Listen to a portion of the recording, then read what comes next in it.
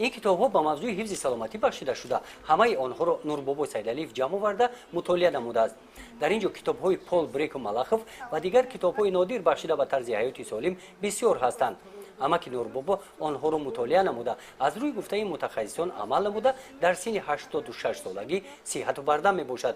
او به نبیره‌هایش مصلحت داده است که این کتاب‌ها را خوانده به مانند او شغل ورزش را پیش گیرند. نبیره‌ها توصیه می‌کنم که برای نگاه داشتن سلامتی بهترین این ورزش است. ورزش قطع مشغول شدگی آدم خیلی نباشد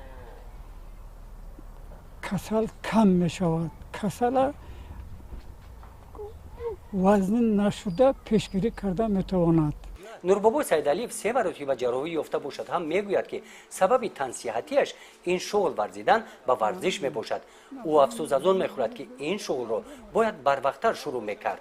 ما البته خیلی دیر سر کردم، از 60 سالگی سر کردم. باید ما ایرا از 40 سالگی اقلا سر میکردم.